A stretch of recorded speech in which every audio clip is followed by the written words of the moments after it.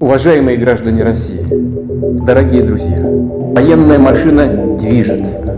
Мною принято решение о проведении специальной военной операции. Jeudi 24 février 2022, ce que tant d'Européens pensaient impossible arriva. La Russie attaque l'Ukraine. Mais en réalité, cette guerre est la conséquence d'une suite d'événements et de tensions qui durent depuis bien longtemps déjà.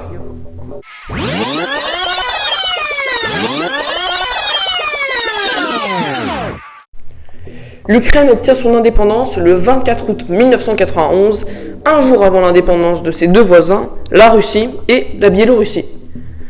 Ces indépendances font logiquement suite à la dissolution de l'URSS qui perd une grande partie de son territoire. Cette dissolution fait donc apparaître 14 nouvelles nations dans le monde, dont l'Ukraine, la Moldavie, la Biélorussie, l'Azerbaïdjan, etc., etc.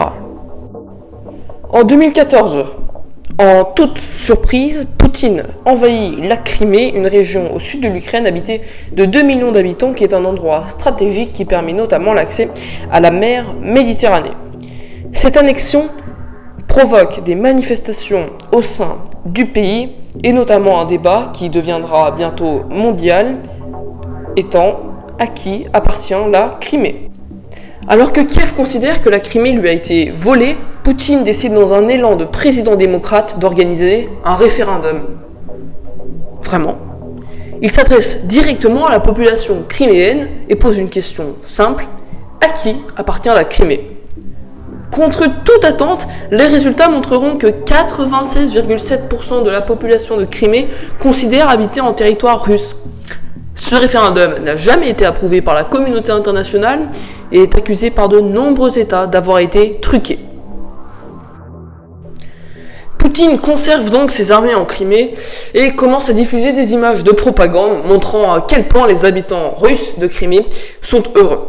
Mais attention, il faut savoir que l'Ukraine et la Russie partagent les mêmes cultures et donc les mêmes ascendances. Et oui, les parents et les grands-parents des habitants d'Ukraine ont vécu en URSS, ce qui implique pour certains un sentiment russe, voire une nostalgie soviétique. Nous devons donc admettre que Poutine est soutenu par de nombreuses personnes, qu'il n'est pas seul et qu'il a partiellement raison quand il dit que la population ukrainienne est russophone. À partir de ce moment-là, les manifestations commencent en Ukraine. Elles sont engagées par les indépendantistes ukrainiens, les nationalistes qui se sont battus pendant tant d'années pour obtenir un État bien à eux. Le président ukrainien, Volodymyr Zelensky, indépendantiste mais aussi pro-européen, demande déjà de l'aide à l'Occident, voulant à tout prix éviter la guerre. Mais un autre problème de taille fait son apparition. Les manifestations, qui progressivement à partir de 2016 deviennent des émeutes, commencent aussi à dénoncer l'envie d'intégration à l'Union européenne, qui, selon ce parti, donc le parti anti-européen, nuit à la souveraineté nationale de l'Ukraine. La police est débordée, les violences se multiplient, et bientôt le troisième parti de cette guerre se dresse, les séparatistes russes, qui soutiennent Poutine et qui demandent la suppression, la suppression de l'Ukraine, des cartes.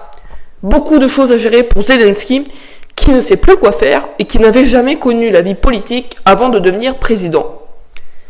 On appellera Poutine à rapatrier ses troupes en Russie. Poutine qui, dans un premier temps, demandera à l'Ukraine de gérer ses problèmes et sa guerre civile. Un terme choquant, démontrant la gravité de la situation. Cette dernière devient encore plus inquiétante quand l'Ukraine se rend compte qu'un autre voisin représente un danger, la Biélorussie. La Biélorussie, donc gouvernée par un dictateur extrémiste, qui est la cause de déjà beaucoup de tensions en Europe, notamment des tensions migratoires, est donc alliée avec la Russie. En cas d'invasion, cela va sans dire que sans l'aide de l'Union européenne ou de l'OTAN, l'Ukraine est bien trop vulnérable. Et s'il y a aide de l'Union européenne ou de l'OTAN, on se rapproche d'une guerre mondiale. Pardonnez-moi le terme, mais il faut le dire. L'Ukraine n'est pas officiellement dans l'OTAN, mais il est en quelque sorte associé avec cette organisation. En 2022, les États-Unis intensifient les démarches et leurs actions pour intégrer l'Ukraine dans l'OTAN. Cela inquiète Poutine, qui décide d'envoyer 100 000 hommes à la frontière ukrainienne. C'est à ce moment-là, 8 ans après l'annexion de la Crimée, que la crise de l'Ukraine fait du bruit et que Zelensky entame des appels à l'aide réguliers à l'Europe et aux États-Unis, craignant une invasion russe imminente. Le monde reste dubitatif, croyant que Poutine joue au jeu du chat et la souris, qu'il ne passera pas à l'acte. Mais cela nous ramène à la situation d'aujourd'hui.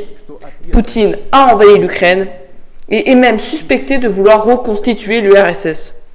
La Moldavie et la Roumanie se préparent eux aussi à une potentielle invasion